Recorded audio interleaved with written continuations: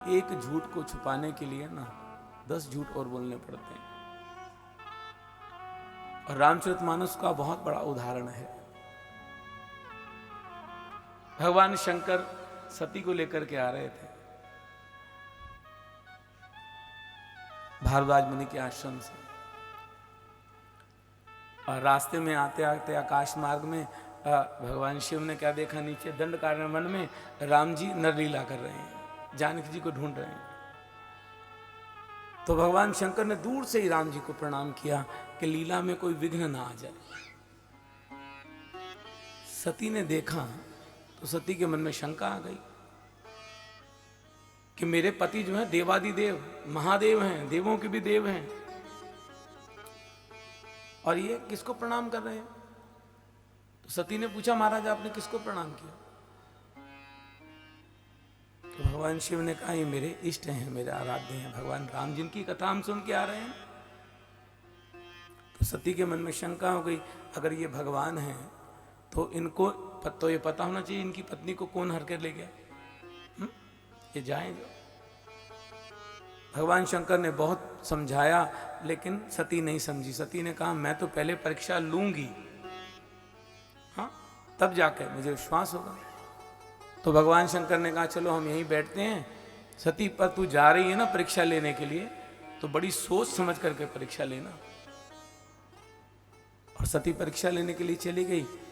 और जब जिस मार्ग से भगवान श्री राम आ रहे थे, उस मार्ग के रास्ते में सती खड़ी हो गई, सोचने लगी अब कैसे भगवान की परीक्षा लूं।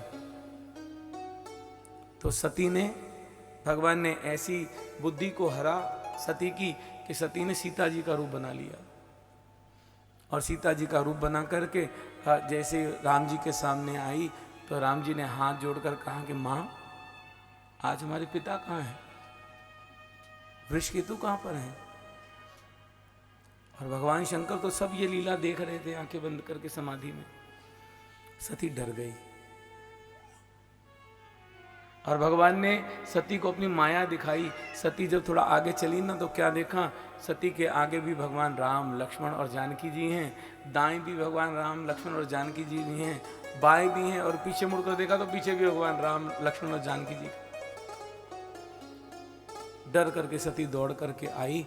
भगवान शंकर ने कहा, परीक्षा लेनी। सती अब क्या कहती, सती ने झूठ बोल दिया, महाराज मैंने आपकी तरह कोई परीक्षा नहीं ली, हाँ, जैसे आपने प्रणाम किया मैं भी प्रणाम करके आ गई। लेकिन भगवान शंकर समझ गए थे कि आज सती ने मुझसे झूठ बोल दिया है। तो रामचरितमानस में आता है 87,000 वर्ष तक भगवान शंकर ने कैलाश पर समाधि लगाई और सती को अपने वाम अंग में नहीं बिठाया, सती सामने बैठी रही झूठ बोलने के कारण। और आज धुंधली ने भी झूठ बोला अपने पति के साथ। और कुछ दिन बीते तो धुंधली की बहन आई, अपना बालक, अपना पुत्र धुंधली को दे गई और धुंधली से बहुत सा धन लेकर के चली गई। अब कुछ दिन बीते, रोज ब्राह्मण का नियम था, जाता था गौशाला में सेवा करने के लिए गाय की। एक दिन जब शाम को गए और जाकर के देखा कि गाय के पास एक बड़ा सुंदर बालक बैठा हुआ है, जिसका सारा शरीर तो मनुष्य का था, लेकिन उसके कान जो थे ना, वो गऊ के कान के समान थे, लंबे लंबे।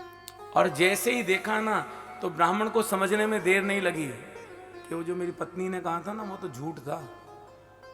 संत का प्रसादी फल तो ये है। और यहां वेद व्यास भगवान ने लिखा, क्योंकि जो धर्म से कमाया हुआ धन है ना, वो सुख भी देता है और शांति भी देता है। और अधर्म का धन थोड़े दिन का आपको वैभव देगा, शांति नहीं दे सकता, और वो धन एक दिन नाश होने वाला है। इसलिए जो संत का प्रसाद था, गोकर्ण पंडितो ज्ञानी, बहुत बड़ा पंडित बन गया। धुंधकारी महाखला, महाधूर्त, सारे व्यसन करने लगा।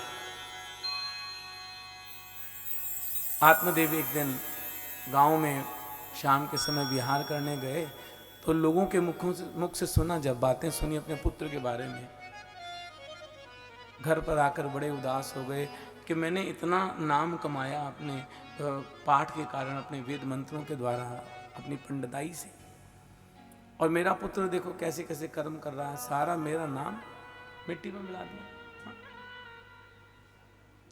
क्योंकि संतान ही माता पिता का नाम ऊंचा करती है और संतान ही माता पिता का नाम खराब कर देती है। अगर हम अच्छा कार्य करते हैं और जब समाज में पता चलता है तो लोग हमारे माता पिता का नाम लेते हैं, फिर अच्छे सत्कर्म करने से, अच्छा काम करने से माता पिता का सीना भी चौड़ा हो जाता है। और वहीं हम कुछ गलती करें और फिर भी हमारे नाम माता पिता का नाम आएगा तो माता पिता शर्म के मारे आंख भी नहीं उठा पाते और आत्मदेव आज रोने लगा घर पे आकर के। गोकर्ण ने देखा मेरे पिताजी इतने बड़े ज्ञानी हैं और रो रहे हैं आप। गोकर्ण आया, आकर के अपने पिता को समझाया कि पिताजी आप ना शरीर को मैं समझकर बैठ गए हो कि मैं हूं, इसलिए आप इस शरीर को पहले तो मैं मानना बंद कर दो। और जो ये आपकी बुद्धि लगी हुई ना संसार के अंदर कि मेरी पत्नी, मेरा पुत्र, हाँ, मेरा धन, मेरा घर, आप इसको मैं मानकर बैठे हुए मैं हूं। और आप तो ये भूल गए हो कि संसार में कुछ भी हमारा नहीं है। ये संसार क्षणभंगुर है। इस जीवन का कितना वो है समय, एक श्वास का फासला है। श्वास बाहर गई और अंदर नहीं आई तो लीला खत्म। इसलिए संतों ने समझाते हुए हमें कहा है कि क्षणभंगुर जीवन की कलिका, कल प्रांत को जाने खिले ना खिले, मलयाचल की शुचि शीतल मंद, सुगंध समीर चले ना चले, कलिकाल कुठार लिए फिरता, तन नम्र है चोट झिले ना झिले, जप ले हरि नाम हरि रसना, क्योंकि अंत समय ये हिले ना हिले। हमें अपने अगले पल का पता नहीं है, लेकिन हम सोचते कितनी दूर दूर की हैं। हाँ? शास्त्र कहता है पूत कपूत तो क्या धन संचय, और पूत सपूत तो क्या धन संचय। अगर आपकी संतान अच्छी है ना तो उसकी चिंता करने की जरूरत नहीं है, आपसे ज्यादा कमा लेगी। हाँ? और संतान बेकार है तो जितना आप कमा कर छोड़ के जाओगे ना तो 4 साल में सब मिट्टी कर देगा। इसलिए जो अपने काम आना है, हाँ, उसी को कमाओ। और वो क्या है? केवल नाम रूपी धन। राम नाम की लूट है, लूट सके तो लूटे, अंतकाल पछताएगा जब प्राण जाएंगे छूटे। गोकर्ण ने आज अपने पिता को समझाते हुए कहा कि पिताजी अब जो आपकी अवस्था है ना, अब संसार में राग करने की नहीं है। अब तो आप वन में जाओ, बैठ करके आराम से भगवान का एकाग्रचित होकर के ध्यान करो बस। आज गोकर्ण ने जब अपने पिता को समझाया तो गोकर्ण जी ने पिता को समझाया तो आत्मदेव उसी समय घर का त्याग करके वन चले गए और जाकर के श्रीमद् भागवत की दशम स्कंद की लीलाओं का पाठ करने लगे। गोकर्ण माता के पास गए और जाकर माता से आज्ञा लेकर के तीर्थ यात्रा करने के लिए चले गए। और तीर्थ यात्रा करते करते जो धुंधकारी था वो एक दिन घर आया और घर आकर के डंडा लेकर के धुंधली को मारने लगा, माँ को मारने लगा। कहने लगा जो घर पे धन पड़ा है, जो भी वस्तु है मुझे दे दे, तो मारूंगा।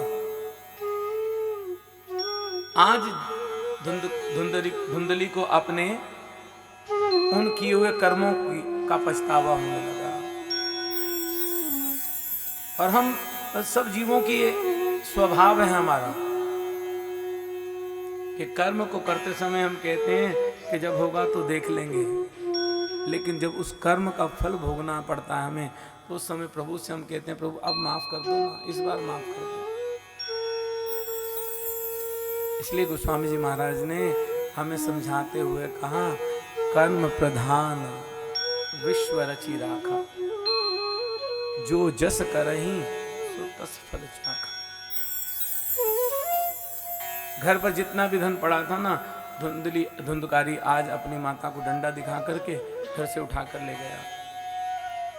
और आज धुंधली इतना रोई अपने घर में, रोते रोते उसने भी अपने प्राणों का त्याग कर दिया, आत्महत्या कर दी। गोकर्ण जी को जब पता चला, गोकर्ण जिस भी तीर्थ में गए जाकर के अपने माता पिता के लिए जाकर श्राद्ध किया। गया में गए, गया श्राद्ध किया। और गया श्राद्ध करते करते जब बहुत समय तीर्थों में बीत गया, तो वापस अपने गांव में आए। गांव में आकर अपने घर में रात्रि को जब सोए ना, जो धुंधकारी था उसकी भी मृत्यु हो गई, और अकाल मृत्यु होने के कारण प्रेत बन गया। और रात्रि को गोकर्ण जी के सामने आकर खड़ा हो गया।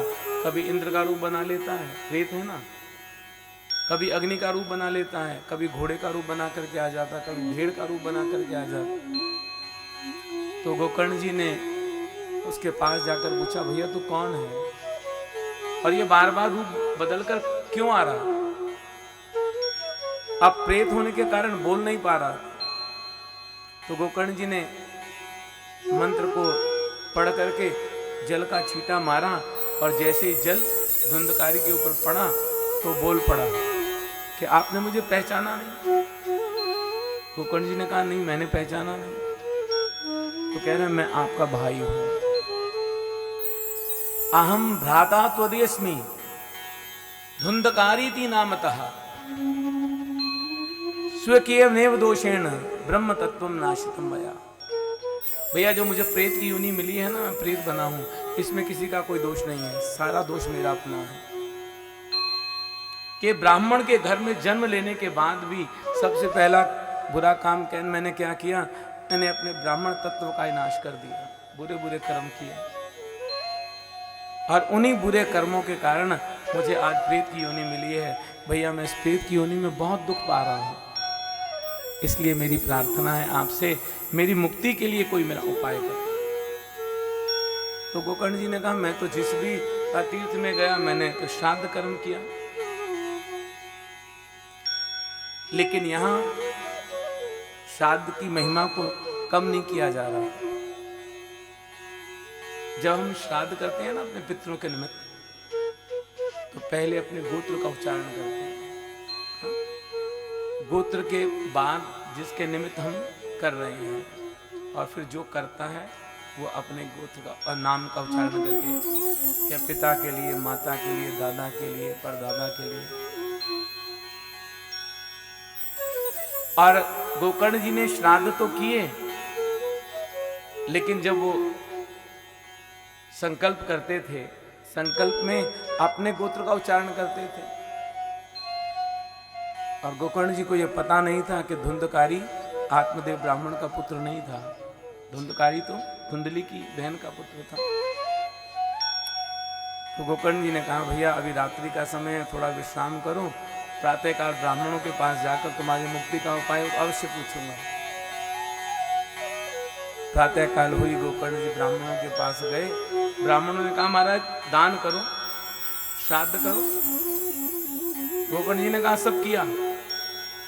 तो कहा, प्रभु फिर तो हम नहीं बता पाएंगे, आपके भाई की मुक्ति कैसे होगी? तो गोकर्ण जी ने कहा, कौन बताएगा? तो सूर्यनारायण भगवान बताएंगे आपके भाई की मुक्ति कैसे होगी।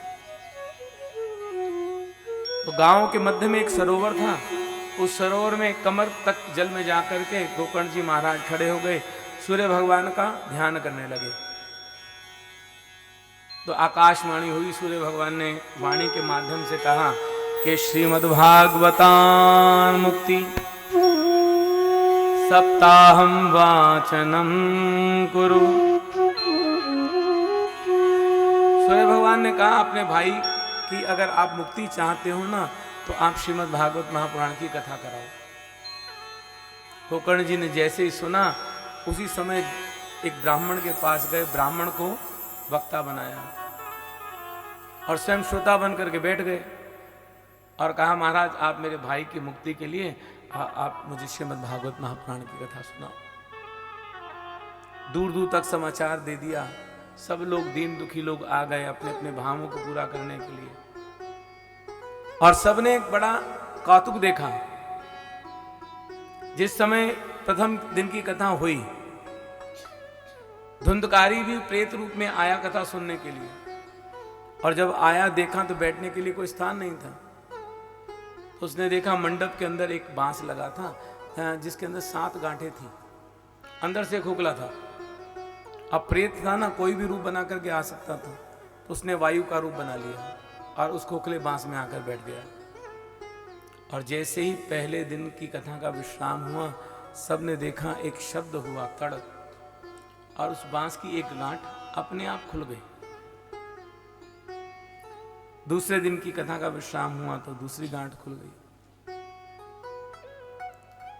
और जैसे ही 7वें दिन कथा विश्राम हुआ तो 7वीं गांठ भी खुल गई।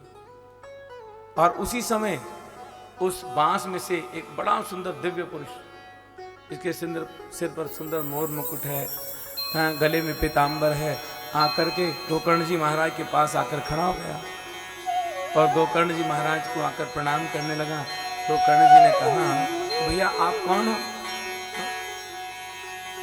कहा कि महाराज आपने मुझे पहचाना नहीं, मैं आपका भाई धुंधकारी, मैंने प्रेत योनि से मुक्ति पाली है।